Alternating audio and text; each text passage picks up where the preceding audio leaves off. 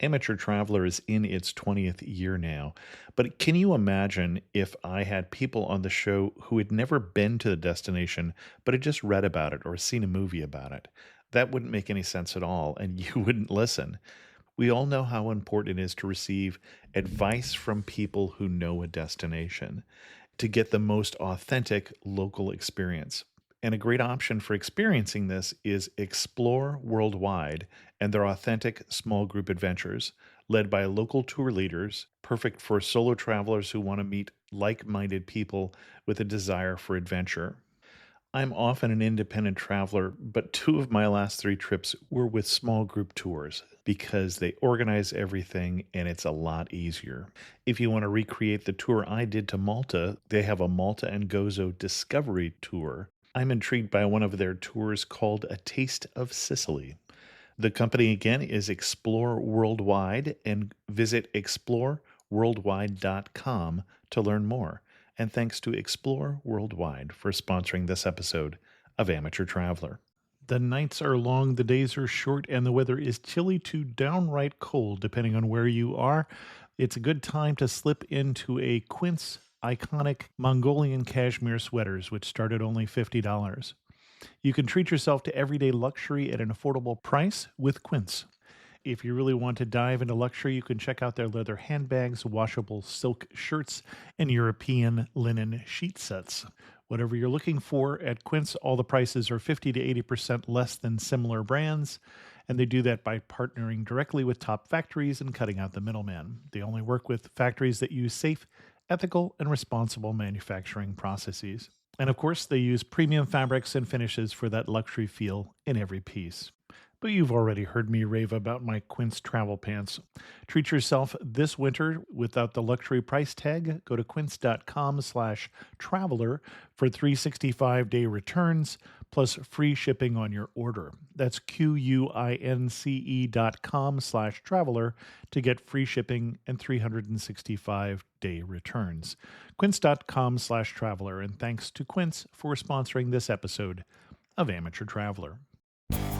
Got my bags packed, I'm on a roll. I'm heading out there and I'm ready to go. I'm looking real good in my passport photo. Oh, no. Amateur Traveler, episode 291. Today, the Amateur Traveler talks about tropical islands, Mayan ruins, and the Mosquito Coast as we go to Honduras.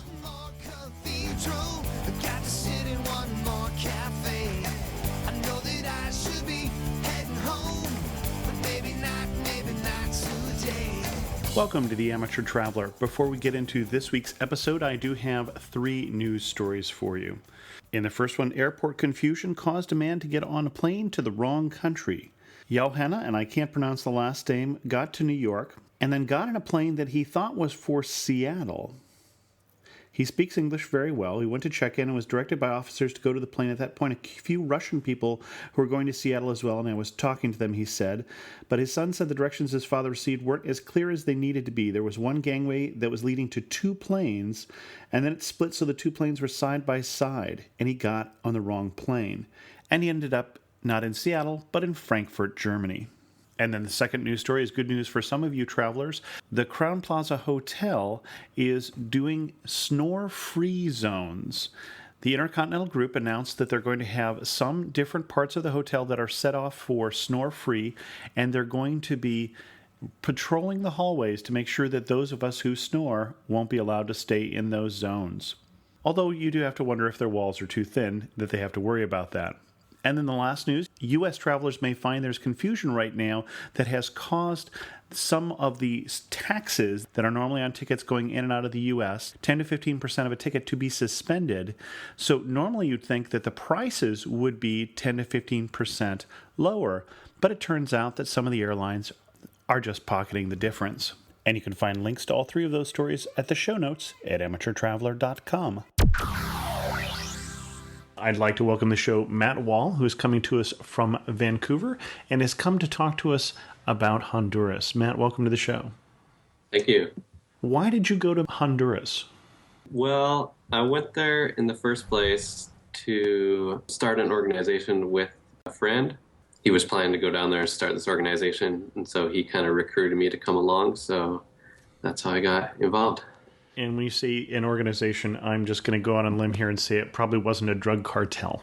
No, that's right. An organization called Urban Promise Honduras. And so we had worked with Urban Promise here in Canada before, and then we decided that we really liked the model and decided to start one in Honduras. And they work with children and youth, so children and youth programs. Excellent. And why should someone else go down to Honduras? Well, it's an amazing place. It's kind of unknown from my experience. When you're kind of going down to Central America, I think most people decide on Costa Rica, maybe Belize, maybe Guatemala if you're really adventurous.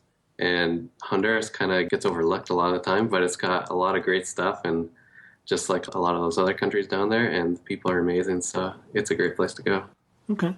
And what would you recommend if someone wasn't going down there to found a volunteer organization, but instead was going down on a vacation, say a week or 2 weeks? What would you recommend for an itinerary? It really depends on kind of what you want to do or what kind of traveler you are. A lot of people go to the Bay Islands. They're a group of islands off the north coast in the Caribbean, and those are really nice if you want kind of the beach, Caribbean feel.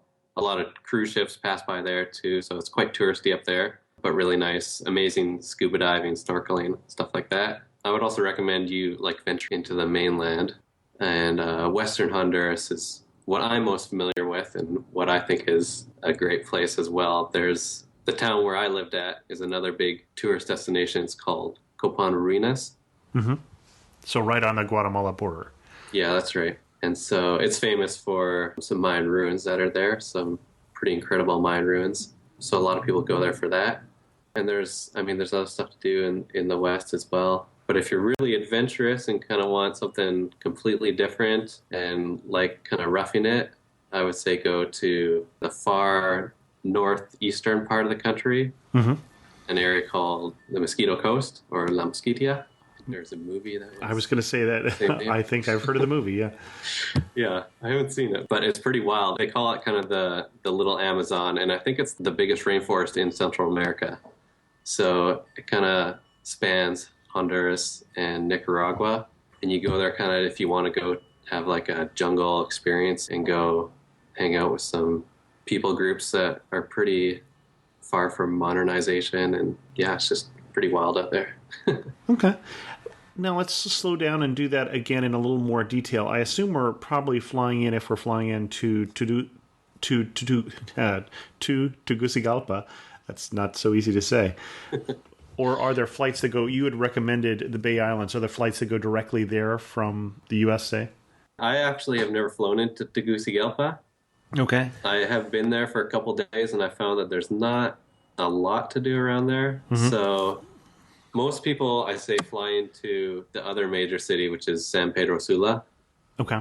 And that's in the west more. But there are direct flights from, I think, maybe Florida or Texas to the Bay Islands as well. But most probably go through San Pedro Sula. Okay. So you were recommending the Bay Islands. Where would we go? Any particular good beaches or dive spots you would recommend? You say this is a little more of a touristy beach crowd. Yeah. Again, depending what you want to do, there's some great kind of all-inclusives that are kind of scattered around the island. Most of them are in the western part of the island, though. And when you say island, we're talking about Roatan? Yeah, sorry, Roatan. So that's the main one and the most developed island.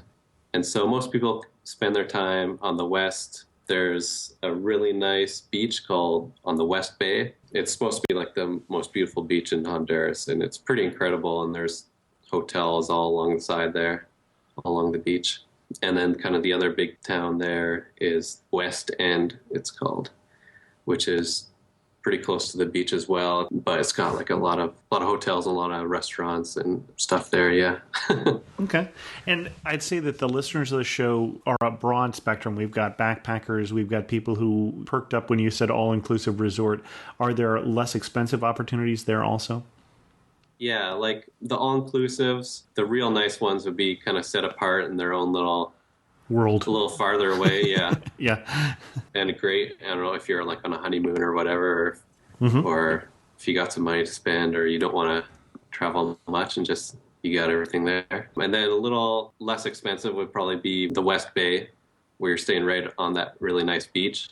Mm-hmm. Still a little pricey. If you want to go cheaper to really cheap backpacking, would be the West End. Okay. West End, the town of West End.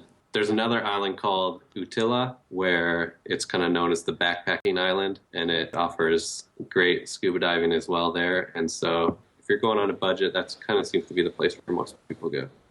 Okay. And before we leave the Bay Islands, any special days that you've spent there or any special day of the year to go there? I would say like our springtime is probably Christmas, springtime. When you start getting into the fall, that's kind of the rainy season Okay. and hurricane season, so I would avoid that. But spring, I think summer is okay as well. But spring, summer, yeah. And then the next spot that you were recommending way back there on the Guatemala-Honduras border, Copan Ruinas. Yeah. Yeah. What do you want to know? So you mentioned there was a well-known Mayan ruin there. Yeah, that's right. Yeah, there's a really amazing ruins. They've really kept them up quite well and rebuilt a lot of the stuff. And as far as I could tell, it was kind of the second best ruins in Central America next to Tikal in Guatemala. So they always said that Tikal was kind of like the New York of the Mayan world with its high pyramids and stuff.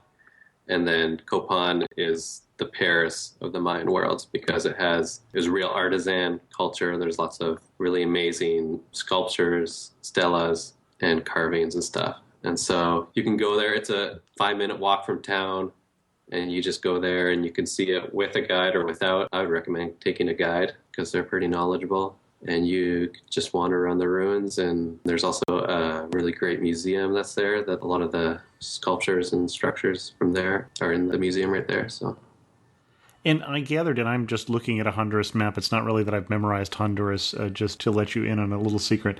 I noticed that there's a place near there called Agua Caliente. So are there hot springs in the area? yes, it's a little ways out of town. You'd have to get on a bus to get there, one of the local buses, or there are tour groups that go up there as well.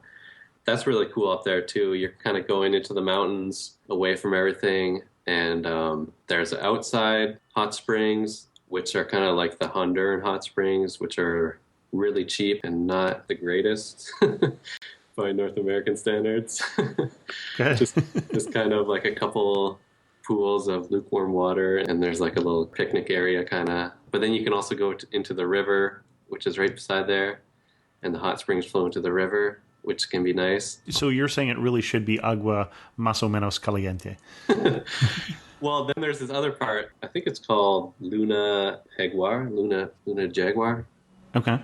That you have to pay a little bit more to get in, but I mean, it's not much. It's like $7 or $8. And it's kind of this set apart place where they've built a bunch of really nice pools of different kind of temperatures that the hot springs flow into in this kind of jungle setting. And that area is really quite nice. It's kind of it's not a resort, but it's a little getaway, I guess.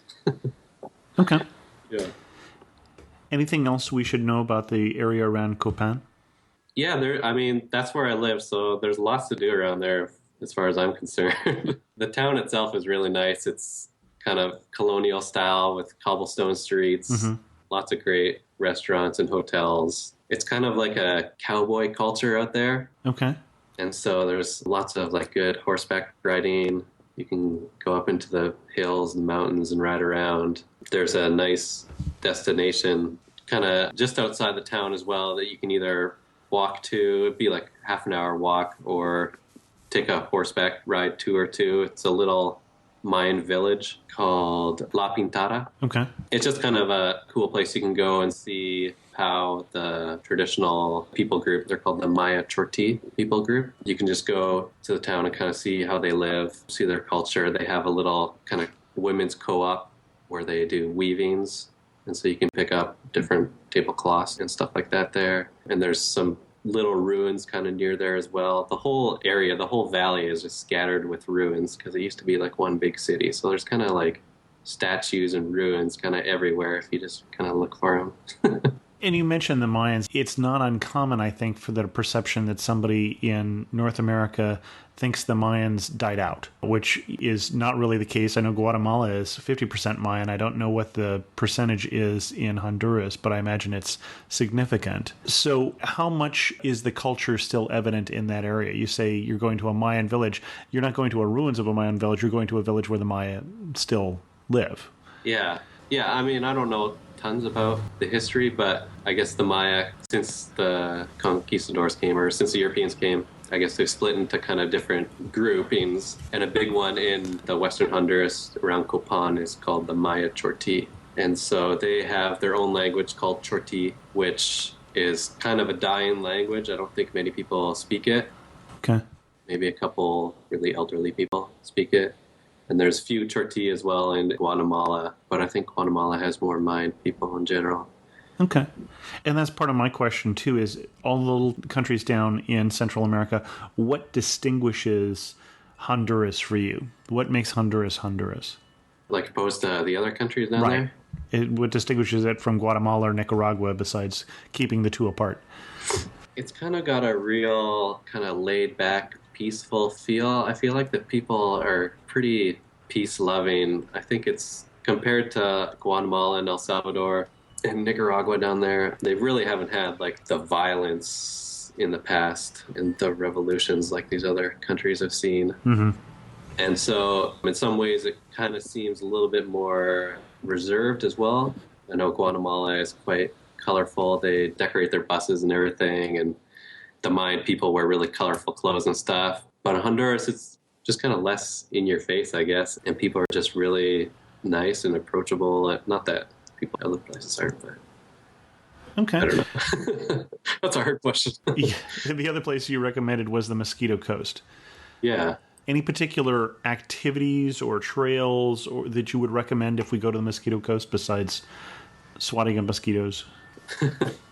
Yeah, we just did kind of a quick 5-day trip into the La Mosquitia. So there are different ways you can do it. It kind of gets a little pricey. We took the cheapest way, which is you drive in. A better way would probably be to fly into somewhere. I think you would be flying into Puerto Lempira, I think is the place you would fly in probably. Uh-huh. And that would just give you more time to see the jungle and everything in there. But I mean, really, you have to go with the tour group to get into there because, I mean, most of the people there don't speak any Spanish or English, obviously. They speak their native dialects, which not many people speak. So. And there's no roads or anything, very little electricity, running water.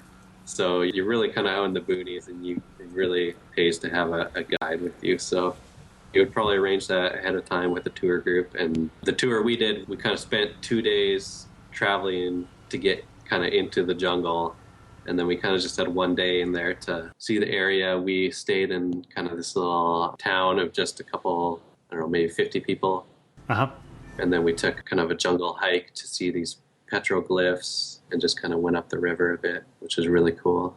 But yeah, you kind of just go there, I think, to see the area. And there's some well-known hikes. There was one mountain there right where we were called Pico Dama, which is supposed to be really good. We didn't do it, but it's supposed to be a really great hike. Yeah. Okay. When you first went down to Honduras, what surprised you? Well, where we were in Western Honduras, like I said, it's kind of like a cowboy culture. Right. Which that really surprised me. It kind of felt like we were back like in the Wild West, and everybody's walking around in cowboy hats, and a lot of people have like their machetes on them, and people carry their guns around and stuff. And it's just kind of people riding on horses, and it just kind of got this Wild West feel. Okay. I don't know if you've had a chance to see what the guidebooks say about Honduras. If so, are there things the guidebooks recommend that you would say you weren't impressed with? I do have a Lonely Planet book, which I found was pretty good, I guess. I can't really think of anything off the top of my head. What would you tell them they need to add to the Lonely Planet in the next edition? The thing you really need to know about Honduras is... I don't know how much they mentioned about hitchhiking and just kind of people's general hospitality. I think can really get you far and into places that you wouldn't expect to go. I think they probably do say something about they don't recommend hitchhiking, but we did a lot of that and we found it quite easy, and people are really willing to pick you up and take you where you want to go. And not just hitchhiking, but like meeting people around town, and they just love to show you what they do, where they live, or have you over for supper or whatever. And for me, that's kind of the best part about traveling. And I don't know, maybe you can't put that in a guidebook or whatever, but Well, you'd certainly have some risks, obviously legal risks, if you put that in a guidebook and something happens to someone. But yeah, that's true. fortunately, you wouldn't have any of that if you mentioned it on a podcast, I'm sure. Okay. What do you wish you'd known before you went, though? Oh, this actually ties into the previous question. When I first went down there, they were really recommending that I take malaria pills Uh-huh. from the physician or whoever I saw up here. And then also the guidebooks, I think a lot of them mentioned that as well, which my wife did end up taking them, but I did not. And really, in pretty much all the country, there's no threat of malaria. Even in the Mosquito Coast area? I mean, that's where I would be more concerned. Yeah, that would be the one area where you would need to Okay. be a little cautious. But even then, like, I didn't take any. When we asked about it, our guides were kind of like, just use mosquito spray and you'll be fine. But if you want to be real cautious, you could take it if you're going there. But the rest of the country, it's not necessary. Okay. What's the best day you've had in Honduras? Oh, yeah. I thought about this one ahead of time. So there's a river that flows through Copan, where I lived. And one of the best days that I had was me and a friend bought some inner tubes from the local tire shop and took a bus kind of upstream to another town and just got a couple beers and got into the water with our tubes and floated down the river. It ended up being maybe not the greatest idea, and I wouldn't recommend it because there are some rocks and rapids and stuff, and my friend's tube ended up getting popped. But before that happened, it was really fun. And I made it all the way back to town. He had to walk kind of the last couple miles. But yeah, it was just great. We were just relaxing on the river. We found like this little waterfall that we didn't know existed. So we kind of hiked up there a little bit, took a break. And yeah, it was just a great time. And you've had a chance to get to know people there, to interact more than most tourists do. Who do you wish you could introduce everybody who's coming down to Honduras to? Oh man, so many people. Do I just have to say one? You can name a couple. There's one guy in town in Copan named Elias, and he was the manager of a little restaurant, and so we got to know him, and he was just an amazing person and taught us a lot about the culture and starting up business in Honduras, and we just really liked what we were doing, so we kind of had a good connection with him, and he is still involved with the organization. Would you recommend the restaurant? Yeah, I would. He actually doesn't own it anymore, though. But I will recommend it. It's called Casa Villa Mil. Okay. Villa, V-I-L-L-A, Mil, M-I-L. It's just a block from the center of town. And the owners of that now are also really nice still. So he was a great person. And so a lot of the people I worked with were kids and youth, obviously, with the program that we were doing. And one kid that just stands out above the rest is a little boy named Brian. I think he's in grade 4 or 5 now. And I mean, he was just a character. He thought he was older than he was, I think. Sometimes ended up being a troublemaker, but he would come into our office all dressed in like dress shirts and hair gelled and dress shoes and just a little player or something. He was hilarious. And then I got to mention one more person. Pretty much the first Honduran that I met, a man named Carlos in San Pedro Sula. He met me and my friend when we first came down there, and we were kind of trying to figure out a place to stay in San Pedro when we first came down. And so my friend emailed people around trying to figure something out, and he got an email back from another friend of his saying, oh yeah, I have somebody that'll pick you up at the airport. And it was this guy named Carlos. And so we had both never met him before, and we kind of weren't sure if it was going to work out or whatever, or what was going to happen. But so we showed up, not having heard from Carlos at all, but we showed up at the airport, and he was there waiting for us, and he just came up to us and like, hey, are you Matt? And I was like, yeah. Hey, I'm Carlos. Nice to meet you. Let's go to my house. And so he took us to his house, great place. and we met his family. And right from the beginning, he was like, "My house is your house. Stay here as long as you want. Whenever you're in town, just call me up. You could stay here." And it was just the nicest man you've ever met, and greatest, most hospitable family you've ever met. And for me, that kind of epitomizes Hondurans and just how friendly people are down there. Excellent. Yeah. You've spent some time down there. What do you still not understand about the Honduran culture? I just don't get why they... I just don't get why they get these songs on their cell phones and then play them full blast, no headphones or anything, on the bus when you're around tons of people. People just to blast their music on their cell phones like nobody cares. So it's just dueling cell phone music on the buses. Yeah, whatever reason that it works out, there's usually not more than one or two, but still, like any bus ride, most likely you'll have somebody playing music, whether everyone wants to listen to it or not. All right. Yeah. And when did you feel closest to home, most familiar, and when did you feel furthest from home? I mean, for me, I felt closest to home when I kind of got to know people more, and it was kind of like Copan was my home. I would run into people on the street that I knew. I would buy all my fruits and vegetables from the same lady who knew my name. It just everybody kind of knows each other. And so I started kind of getting a home feel.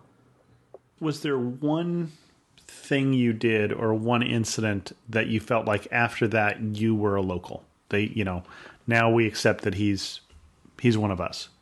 I don't know if I ever did get accepted as one of them.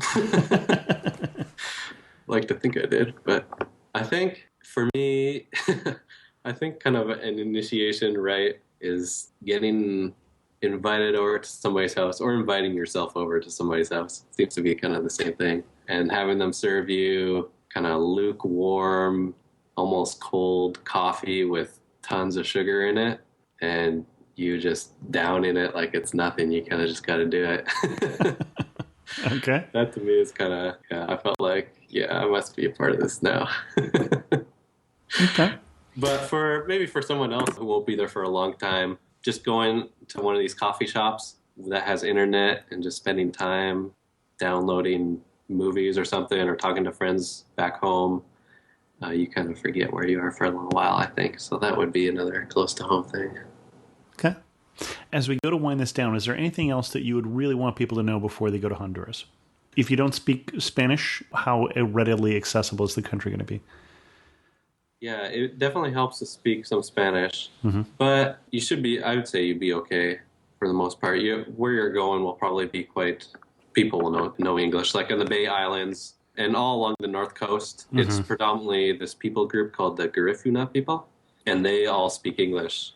They are kind of descendant from the English kind of had, I'm not sure how it fits in. Somehow the English had some sort of post up in, I know they own like Belize and maybe they owned the coast as well at one time. Okay. But for whatever reason, these people all speak English. And then in Copan, a good majority of people speak English as well because it's so touristy. Right, sure. Sometimes you got to figure it out. If you're going to go into kind of places out of the way, you figure it out. I went down there not knowing any Spanish, and I obviously learned. There's some great Spanish schools as well. A good place to learn it. But when you're kind of learning, you figure it out. Okay. Do you have a Spanish school you would recommend? I get this question occasionally. Yeah, definitely. There's the one in Copan called Guacamaya. Guacamaya, okay. Which is Spanish for macaw. Okay. The macaw bird. That's where I did all my classes and where most all of our friends did it as well. They also have some great programs where you can kind of group in a homestay along with your Spanish courses. Mm-hmm. And so that's a great way to learn the language as well. Excellent. And one other thing, going back to what people need to know before they come down, the food in Honduras. I haven't mentioned it yet, but definitely you got to experiment with some of the food and you got to try what's called a baleada. Okay. Which is kind of like the Honduran national food. It's a flour tortilla with refried beans, cream, and cheese. And their cheese is kind of like the Mexican kind of, it's a salty kind of crumbly cheese. Sure. Mm-hmm. which might take a little getting used to, but once you do, it's amazing. And in a baleada, it's really good. You can get it with egg as well in there, which is really good. And sometimes they'll put avocado or something else in there for you, but that's definitely a must. Excellent. Yeah. Okay. Last two questions. You know what's coming here. Finish this sentence for me. You really know you're in Honduras when what? You really know you're in Honduras if you're eating a baleada and drinking coffee. Next, lukewarm coffee with lots of sugar. Yeah, lukewarm coffee. Well, you don't have to get it, but that's the Honduran way. Lukewarm coffee with extra sugar next to a bunch of cowboys. Okay. And if you had to summarize Honduras in 3 words, what 3 words would you use? I would say peaceful, Okay. beautiful, Mm-hmm. and wild. Excellent. Yeah. Matt, thanks for coming on the show and telling us some of your love for Honduras. Yeah, thanks so much for having me. We had a few comments on the episode last week on the Azores. I'd say the least happy with the episode was someone who runs an Azores site, Antonio, and he had many different critiques about the episode, and I'll let you look at the comment on the episode, Travel to the Azores. But I did want to pull out a couple of them. One is he mentioned a couple of things that we did not mention or that the guest did not mention. There are always going to be things we do not mention. Whenever we have a guest on, that will be their opinion. And certainly within a half-hour time, there are a lot of things that we're not going to mention. But at one point, even though I didn't speak Portuguese, I was guessing at Portuguese meanings, and I got, as you can imagine, some of those wrong. Ponta Delgata, for instance, means narrow point. It doesn't have anything to do with gâteau, and so I was misunderstanding the pronunciation there. And then also, the town of Villa Franca do Campo does not have anything to do with the French. It actually means free town in the fields, in case you were wondering. And then I also heard from Jameson, who says he's a rather new listener. He's been listening to your show for about the last 3 months and find it quite enjoyable. I like the format and enjoy sharing in other people's adventures as you interview them. Your equipment sounds really nice, and your interview format brings a new dynamic to the show.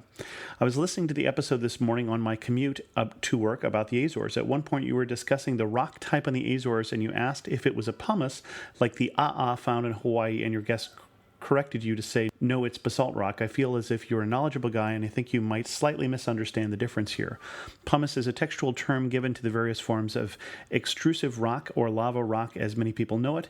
It forms when superheated rock under high pressure is explosively expelled from a volcano, rapidly cooling and depressurizing the rock. It traps the air bubbles inside the rock, creating the pumice texture. Generally, pumice is the name of the rock that is less dense than water due to the conditions under which it is formed. It can be any type of lava rock from basalt to rhyolite. And actually, yes, I was intentionally using the textural form of the question. In Hawaii, you'd say, is it a'a versus pahoihoi?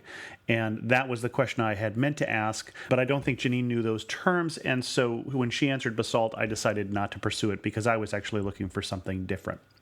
And then we also had a comment on episode 289. This was left in the Amateur Traveler Facebook community from Bola, who says, what a wonderful episode. And this is the Travel to Nigeria episode. What a wonderful episode. As a fellow Nigerian, I really enjoyed and appreciated the descriptions and many definitions of Lagos. The presenter was very honest, yet despite that, I still feel very happy and very proud of my country.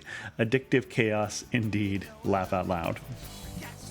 With that, we're going to end this episode of The Amateur Traveler. If you have comments, feel free to do as all 3 of these listeners have done and leave a comment on the episode at amateurtraveler.com or comment in the Facebook community and see if you can get some discussion going there.